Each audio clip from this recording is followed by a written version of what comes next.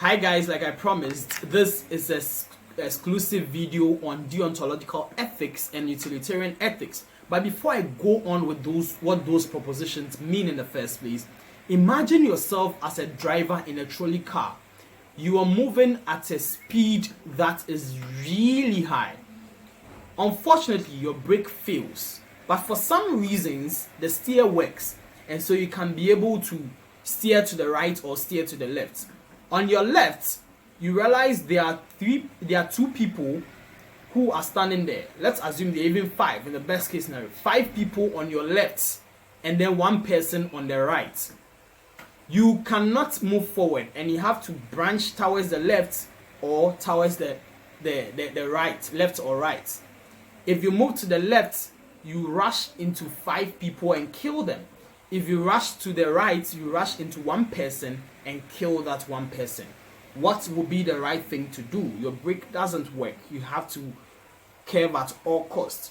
Would you curve towards the left and kill 5 people, or you curve towards the right and kill 1 person? What would be the right thing to do? Obviously, a lot of people think that the right thing to do in this particular instance is to rush into just 1 person and save 5 lives, assuming that all lives being equal. You don't even know who those people are. They are all equal persons. Then the right thing to do, largely by a lot of people, is to say, then gear towards the 1 person, and it is better to save 5 lives. If you believe this was a correct moral action to take, then you believe in utilitarian ethics. That is to say that the greatest good for the greatest number of people. But just imagine this particular instance, that you were standing by the road and the trolley car was coming.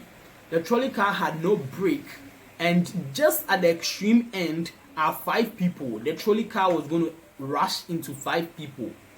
But you are an observer and you realize there is 1 fat boy who is passing. The fat boy is not actually part of the scene.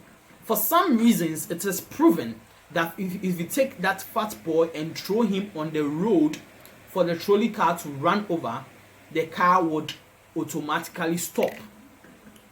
What would be the right action to do? Would you take this fat boy who is not, would you push him onto the road, a fat boy who is just an observer, is not part of the scene?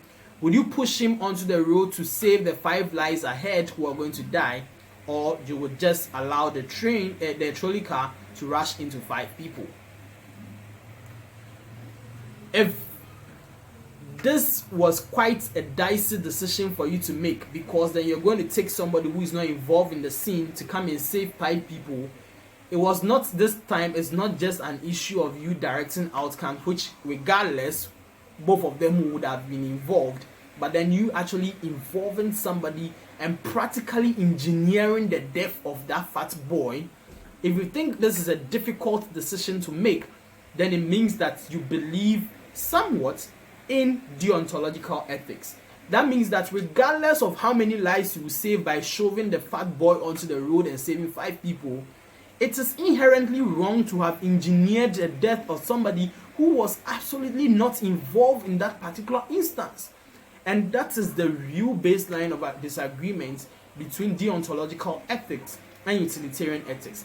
That is to say that utilitarian ethics positing that always prioritize the action that gives the greatest benefit to the greatest number of people cannot inherently be right. Sometimes giving the greatest benefit to the greatest number of people could still be wrong under deontological consideration. Deontology says the action in itself should be inherently justified.